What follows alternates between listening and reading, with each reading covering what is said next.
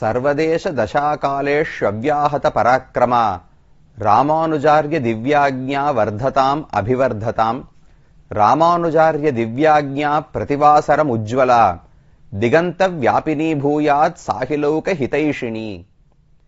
இந்த ஸ்லோகங்கள் ஒவ்வொரு வைணவனும் தன்னுடைய இல்லங்களில் திருவாராதனம், அதாவது பகவானுக்கு பூஜை செய்யும் போது சொல்லக்கூடிய ஸ்லோகங்கள். இந்த சம்பிரதாயத்துக்கு தலைவராக திகழ்ந்தவர் சுவாமி ராமானுஜர். அவருக்கு ஒரு திவ்யமான ஆணை, அவரால் ஏற்படுத்தப்பட்ட ஒரு கட்டமைப்பு இருக்கிறது. அதைத்தான் ராமானுஜாரிய திவ்யாக்ஞா என்று தெரிவிப்பார்கள். அவருடைய திவ்யமான ஆக்ஞா, ஆணை, கட்டமைப்பு என்று பொருள். அந்த ராமானுஜருடைய ஆணையானது என்றும் குறைவில்லாமல் உலகமெங்கும் பரவி மக்கள் அனைவரையும் ரட்சிக்க வேண்டும், பகவானை எல்லா இடங்களிலும் ரட்சிக்க வேண்டும் என்று ஒவ்வொரு பக்தனும் பிரார்த்திக்கிறான். அப்படி ராமானுஜர் இந்த சம்பிரதாயத்தை வளர்த்து கொடுத்தார். அவருடைய ஆணை உலகத்தில் நடந்ததென்றால் அப்போது அனைவருமே செழிப்போடு இருப்பார்கள் என்று இதற்கு கருத்து.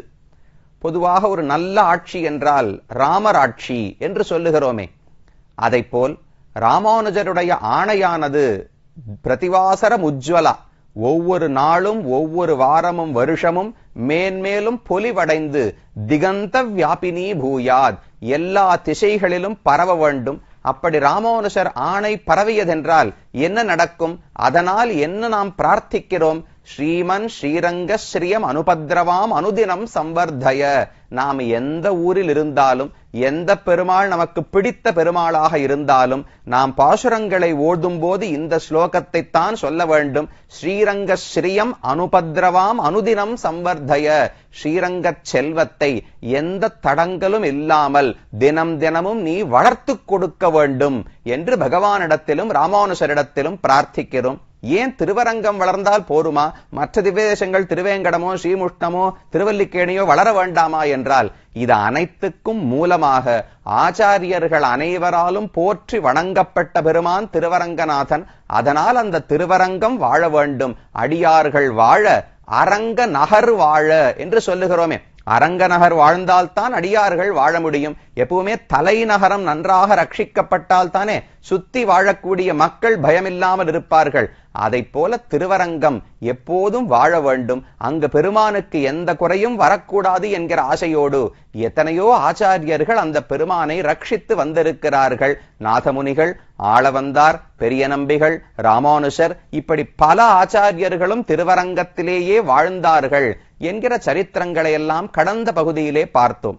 அதைத் தொடர்ந்து மேலும் சில ஆச்சாரியர்கள் இந்த பெருமானை எப்படி அனுபவித்தார்கள், என்ன பரிமாற்றங்கள் இருந்தன என்பதையும் இந்த பகுதியிலே பார்க்கலாம். இதுல நாம் முக்கியமாக பார்க்க போவது பராசர பட்டர் என்கிற ஒரு ஆச்சாரியனை பற்றி. சுவாமி ராமானுஜருக்கு பல சிஷ்யர்கள் உண்டு. அதிலே மிக முக்கியமானவர் கூரத்தாழ்வான், ஸ்ரீவத்சாங்கமிஸ்வரர் என்று அவருக்கு திருநாமம். இதோ காஞ்சிபுரத்துக்கு அருகில கூரம்னு தேசம் இருக்கிறதே, அந்த திவ்யதேசத்திலே பிறந்தவர் கூரத்து ஆழ்வான் என்று திருநாமம். அவர் ராமானுஜருடைய ஒரு முதன்மையான சீடர். அந்த கூரத்தாழ்வானுக்கு மகனாக பிறந்தவர் தான் பராசர பட்டர் என்கிற ஆச்சாரியன். 2 பேர் இரட்டை குழந்தைகள், பராசர பட்டர், வேதவியாச பட்டர் என்று 2 குழந்தைகள். பகவான் திருவரங்கநாதன் அருளாலேயே பிறந்தார்கள். அதுவே சுவையான சரித்திரம். ஒரு நாள் கூரத்தாழ்வானும் அவருடைய மனைவியான ஆண்டாள் என்பாளும் 2 பேரும் இரவு படுத்து உறங்கிக் கொண்டிருக்கிறார்கள். ராத்திரி ஒரு 8 மணி 8:30 மணி இருக்கும். கோவிலிலே அரவணை பிரசாதத்தின் போது மணி அடிப்பார்கள். இரவு பகவானுக்கு ஆராதனங்கள் எல்லாம் முடிந்து ஒரு இனிப்பான ஒரு பண்டம், அதுக்கு அரவணை என்று பெயர் சொல்லுவார்கள். அதை பகவான் தினமும் திருவரங்கத்திலே தானும் ஸ்வீகரித்துக் கொள்ளுகிறார். அந்த அரவணை சமர்ப்பிக்கும் போது கோவிலிலே மணி அடிப்பார்கள் அல்லவா, அந்த மணியின் ஓசை வெளியில் இருக்கிற கூரத்தாழ்வானுக்கும் ஆண்டாள் நாச்சியாருக்கும் கேட்டது. அதை கேட்ட உடனே ஒரு நிமிஷம் ஆண்டாள் நினைத்தாளாம், இந்த ஆண்டாள் ஸ்ரீவில்லிபுத்தூர் ஆண்டாள் அல்ல, கூரத்தாழ்வானின் மனைவியான ஆண்டாள். அவள் ஒரு நிமிஷம் நினைத்து விட்டாள், நீ நன்ன 6 கால பூஜை எல்லா உணவையும் ஸ்வீகரித்துக் கொள்ளுகிறாயே, என் கணவன் கூரத்தாழ்வானுக்கு ஒரு வேளை கூட இன்றைக்கு உணவு கிடைக்கவில்லை, அவர் பசியோடு இருக்கும் போது உனக்கு மட்டும் இவ்வளவு தின்பண்டங்கள் இனிப்பு பொருட்கள் ஏற்கின்றனவா என்று மனசால நினைத்தாளாம். அந்த அளவுக்கு வறுமையோடு அடுத்த வேளை உணவுக்கு வழி கிடையாது. ஆனா ராமானுஜர் திருவடிகள் தான் அனைத்தும் என்கிற நம்பிக்கை மட்டும் செல்வமாக அவர்களுக்கு இருந்தது. அப்படி ஏழ்மையில் வாழ்ந்தவர் கூரத்தாழ்வான். அவருக்கு உணவில்லையேன்னு மனைவி நினைத்தவுடனே 5 நிமிடங்களுக்குள்ள வாசல் கதவை யாரோ ஒருவர் தட்டினார். திறந்து பார்த்தால் பகவானுடைய பிரசாதத்தை ஏந்திக் கொண்டு 4 பக்தர்கள் வந்திருந்தார்கள். உடனே கூரத்தாழ்வான் திரும்ப மனைவியை பார்த்தாராம். நீ ஏதான் மனசால நினைத்தாயா, நமக்கு சாப்பாடு இல்லை நீ நினைத்தியா, எப்படி திடீர்னு பிரசாதம் வந்ததுன்னு கேட்டாராம். சரி, பகவானுடைய பிரசாதத்தை வேண்டாம்னு சொல்ல முடியாது, 2 உருண்டைகள் எடுத்து அதை அவர்கள் ஸ்வீகரித்தார்களாம், உட்கொண்டார்களாம். அந்த அனுகிரகத்தின் விளைவாகத்தான் பராசர பட்டர், வேதவியாச பட்டர் என்று 2 குமாரர்கள் கூரத்தாழ்வானுக்கு பிறந்தார்கள். அதுல இந்த பராசர பட்டர் என்பவர் திருவரங்கநாதனுக்கு மிகவும் நெருக்கமான குழந்தை. இன்னும் சொல்ல போனால் பெற்றது மட்டும்தான் கூரத்தாழ்வானும் ஆண்டாளும். ஆனா அந்த குழந்தையை தத்தெடுத்து கொண்டு ஸ்ரீரங்கநாச்சியாரும் ஸ்ரீரங்கநாதனும் தான் வளர்த்தார்களாம். எவ்வளவு தூரம் சொல்லுவார்கள்னால், பெருமான சேவிக்கிறதுக்கு திருமண தூண்கள்னு சேவிக்கிறோம் இல்லையோ, கிழியே அதை பத்தி சொல்லி இருந்தேன். 2 தூண்கள் பகவானுக்கு முன்னாலே இருக்கும். அந்த 2 தூண்களுக்கு இடையிலே தொட்டில் கட்டி அந்த தூளில பராசர பட்டரை போட்டு ஆட்டி பெருமானும் பிராட்டியும் வளர்த்து வந்தார்களாம். அப்படி சிறு வயசு தொடங்கியே ராஜாவுக்கு ரொம்ப பிடித்த ஒரு ராஜகுமாரனாக, கூரத்தாழ்வான் மகனாக இருந்தாலும் ஸ்ரீரங்கத்துக்கே இவர்தான் தலைவர். ராஜாவான திருவரங்கநாதனுக்கு பிடித்த குழந்தை, செல்ல குழந்தையாக இருந்தால் யாருமே அவரை எதிர்த்து எதையும் செய்ய முடியாது. அப்படி பகவானாலே விரும்பப்பட்டவராக இருந்தார் ஸ்ரீ பராசர பட்டாரியா.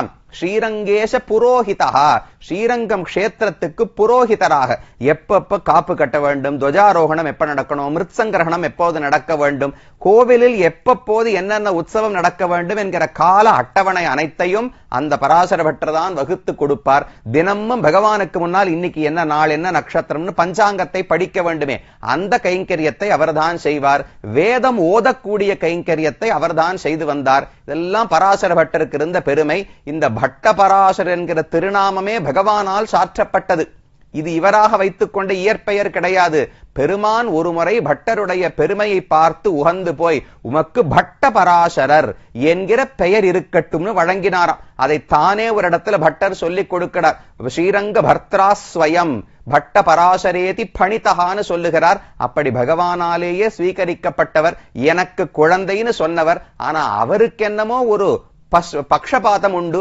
பெருமானை விட தாயாரிடத்தில் தான் பராசர பட்டருக்கு எப்போதுமே ஆசை அதிகம். எப்போது கேட்டாலும் ஸ்ரீரங்கநாச்சியார் எனக்கு தாய், அவருக்கு கணவனானபடியால திருவரங்கநாதனை நான் வணங்குகிறேனே தவிர எனக்கும் ஸ்ரீரங்கநாதனுக்கும் எந்த நேரடியான தொடர்பும் கிடையாது என்று பட்டர் கூறுவாராம். அப்பேற்பட்டவர் இந்த ஊரிலே வாழ்ந்து பகவானுக்கு பலவிதமான கைங்கரியங்களை செய்தார். அந்த பட்டருக்கு அடுத்தது நஞ்சீயர், நம்பிள்ளை என்று அவருடைய சிஷ்யர்கள் எல்லாம் இருந்து வந்தார்கள். அதுல நம்பிள்ளை என்பவர் மிகவும் முக்கியமானவர். நம்பூர் வரதாச்சாரியர் என்று அவருக்கு பெயர். பட்டப்பெயராக நம்பிள்ளை நம்பிள்ளை என்று வழக்கமாக வழங்கி வந்தார்கள். அந்த நம்பிள்ளை திருவாய்மொழி என்று நம்மாழ்வார் இயற்றின ஒரு பிரபந்தம் இருக்கிறதே, அந்த திருவாய்மொழியின் அர்த்தங்களை உபன்யாசமாக காலக்ஷேபமாக சொல்லுவாராம். திருவரங்கம் கோவிலுக்குள்ளேயே அமர்ந்து கொண்டு பகவான் செவி கேட்கும்படிக்கு ஒரு இடத்துல சொல்லுவார். அது எந்த இடம்னு நீங்க தேடினீர்கள் என்றால் இன்றைக்கும் அந்த இடத்தை சேவிக்கலாம். பகவானுடைய சன்னிதானத்துக்கு போகும்போது மேல பக்கம் ஒரு படி, கீழ பக்கம் ஒரு படி, 2 படிக்கட்டுகள் சேவிக்கிறீர்கள் இல்லையோ, ஜெய விஜயர்களுக்கு தாண்டி வந்தோம்னால் மேலப்படி கீழப்படின்னு 2 பக்கம் படிக்கட்டுகள் உண்டு. அதுல கீழப்படி பக்கம் இறங்கினீர்கள் என்றால் இடது பக்கம் ஒரு தூணில் சேவித்தால் இப்படி சாய்ந்த ஒரு பலகையை போல, அது இப்ப அழகா கவச்சமெல்லாம் போட்டு வைத்து அதுக்கு மேலேயே அது என்ன சரித்திரம்னு எழுதியும் இப்போது தேவஸ்தானத்தில் வைத்திருக்கிறார்கள். அந்த தூணில் சாய்ந்து கொண்டு, அதாவது பகவானுடைய சன்னிதிலிருந்து வெளியே வந்து கிழக்கு பக்கம் இறங்கினால் அந்த மண்டபத்தில் அமர்ந்துதான் நம்பிள்ளை ஈடு காலக்ஷேபம் சாதிப்பாராம். திருவாய்மொழியின் அர்த்தங்களை எல்லாம் உபன்யாசம் செய்து கொண்டு வந்தார். அது பெரிய பெருமாள் காதுக்கு கேட்டுக்கொண்டே இருக்குமாம். ரொம்ப ஆனந்தமாக அந்த அர்த்தங்களை, பெருமானுக்கு ஆழ்வார்களையே ரொம்ப பிடிக்கும், அவர்களுடைய பாசுரங்களை இன்னும் பிடிக்கும். அந்த பாசுரத்தின் அர்த்தத்தை ஒருவர் வருணிக்கிறார் என்றால் அதுல ரொம்ப ஆசை. அதனால ஒரு நாள் பெரிய பெருமாள் தானே எழுந்திருந்து வந்து அந்த காலக்ஷேபத்தை கேட்க வேண்டும், பார்க்க வேண்டும் என்று ஆசைப்பட்டாராம். நாம ஒரு வீட்டில் இருக்கோம், பக்கத்துல ஏதோ ஒரு சபா, ஒரு கச்சேரி நடக்கிறதுன்னு வச்சுங்களேன். எத்தனை நாள் பக்கத்து வீட்டிலேயே இருந்துட்டு காதால மட்டும் ஒரு கச்சேரியை கேட்க முடியும்? ஒரு நாள் அதை நேர்ல போய் பார்க்கணுங்கிற ஆசை ஏற்பட்டு விடும் அல்லவா? அத போல பெரிய பெருமாள் அர்ச்சாவதாரம் எழுந்திருக்காது, பேசாது, நடக்காது, ஒண்ணும் பண்ண முடியாது. ஆனா அந்த ஒரு சமாதியும் குலைத்து கொண்டு தான் அர்ச்சாவதாரம் என்பதையே மறந்து போய் பெரிய பெருமாள் தன்னுடைய ஆதிசேஷ படுக்கையிலிருந்து சட்டென்று எழுந்து விட்டார்.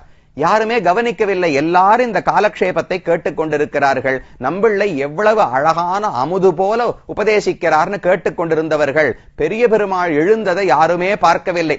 கர்ப்பகிரகத்திலிருந்து எழுந்தார், காயத்ரி மண்டபத்தை தாண்டி வந்தார், ஜெய விஜயர்கள் துவாரத்தை தாண்டி வந்து அங்க அந்த கீழப்படியிலிருந்து மேலே இருந்து எட்டி பார்த்தாராம். அப்படியே இந்த காலத்துல பட்டா ஒரு குண்டூசி போட்டா கீழே விழாதுன்னு சொல்றோமே, அத போல நம்பிள்ளையுடைய காலக்ஷேபத்தை கேட்டுக்கொண்டு மக்கள் திரள் அவ்வளவு அமர்ந்திருந்தன.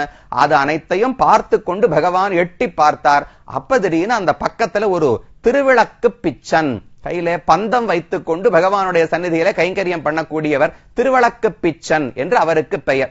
அவர் அந்த கையில தடியை பிடித்துக் கொண்டு அந்த உபன்யாசத்தை கேட்டுக்கொண்டிருந்தார். திடீரென்று தனக்கு பின்னால் யாரோ ஒரு 6-7 அடி உயரத்துக்கு கருப்பா, அதுவும் உடலில் இருந்து வெண்ணெய் தயிர் வாசனை எல்லாம் திடீர்னு வருவது போல உணர்ந்தார். யார் இது? வெண்ணெய் வாசனை வருது, தயிர் வாசனை வருதே, நமக்கு பின்னால யாரோ உயரமா நிக்கிற போல இருக்கேன்னு திரும்பி பார்த்தால் பெரிய பெருமாள் எழுந்து வந்து இவருக்கு அருகிலே நின்று கொண்டிருந்தார். அவர் பயந்தே போய்விட்டார். சுவாமி, அர்ச்சாவதாரம் எல்லாம் இப்படி எழுந்து வரக்கூடாது. அர்ச்சை என்றால் கிடந்த கிடக்கையிலிருந்து எழுந்திருக்கவே கூடாது. அதனால் இது சரியல்ல, நீர் திரும்ப கர்ப்ப கிரகத்துக்கு போகணும்னு பிடிச்சு தள்ளினாராம். மறுபடியும் பெருமான் போய் தன்னுடைய ஆதிசேஷ படுக்கையிலே சயனித்துக் கொண்டான் என்று தெரிவிப்பார்கள். அப்ப திருவரங்கநாதனே வாய் திறந்து பேசினார்னு சொன்னால் அந்த திருவரங்க பிச்சனோடு மட்டும் உரையாடி இருக்கிறார். அவ்வளவு ஆசை. திருவாய்மொழியின் அர்த்தங்களை நம்பிள்ளை சொல்லும் போது கேட்க வேண்டும்னால் ஒரு அழகான பழமொழி சொல்லுவார்கள். திருவரங்கநாதனுடைய புறப்பாடு கோஷ்டியோ நம்பிள்ளை காலக்ஷேப கோஷ்டியோன்னு சொல்லுவார்களாம். பொதுவா ஸ்ரீரங்கம்னு சொன்னாலே வேற எதுக்கும் கூட்டம் வராது. ஏதான சேவா காலம், அருளிச் செயல் சேவா காலம்னா சொன்னா ஒரு 50 பேர், 10 பேர், 20 பேர் இருப்பா. பெருமானுக்கு புறப்பாடுன்னு சொன்னா ஆயிரக்கணக்கில் ஜனங்கள் கூடி விடுகிறார்கள் இல்லையோ. அந்த காலத்தில் நம்பிள்ளை உபன்யாசம் சொன்னார்னால் திருவரங்கநாதன் புறப்பாடுக்கு எவ்வளவு கூட்டம் வருமோ அதற்கு நிகரான கூட்டம் நம்பிள்ளையுடைய காலக்ஷேபத்துக்கு வருமாம். அந்த அனுபவத்தை எல்லாம் பெருமான் பார்த்தது நம்பிள்ளையோடு இருந்த அனுபவம். நஞ்சீயர், நம்பிள்ளை, அதுக்கு மேல வடக்கு திருவீதி பிள்ளை என்று இருந்தார். பிள்ளை உலகாரியன் என்று ஒரு ஆச்சாரியன் இருந்தார். அவருடைய பணியும் ரொம்ப முக்கியமானது. திருவரங்கத்திலேயே வளர்ந்தார் 2 பேர், அண்ணா தம்பி. பிள்ளை உலகாரியன் என்பவர் அண்ணா, அழகிய மணவாள பெருமாள் நாயனார். அவருக்கும் பாருங்க பெருமாளுடைய பெயரே இருக்கிறது. அழகிய மணவாளன்னு திருவரங்கநாதனுக்கு திருநாமம். அவன் அனுகிரகத்தாலே பிறந்தபடியால் இவருக்கும் அழகிய மணவாள பெருமாள் நாயனார் என்று பெயர் வைத்தார்கள். இந்த அண்ணனும் தம்பியும் இருவருமாக சேர்ந்து பல அழகான நூல்களை அமைத்து ஆழ்வார்கள் பாசுரங்களின் உயர்வு என்ன, தமிழ் பாஷையினுடைய உயர்வு என்ன, தமிழ் வேதம் சம்ஸ்கிருத வேதம்னு பிரித்து பார்க்க முடியாது, இரண்டுமே வேதம் தான். ஆழ்வார்கள் பாசுரங்களை போல் உயர்ந்த நூல்களே கிடையாது. அதுல சொல்லப்பட்டது சரணாகதி தத்துவம் தான். சரணாகதி ஒன்றுதான் கலியுகத்தில் நாம் முக்தி அடைவதற்கான வழி.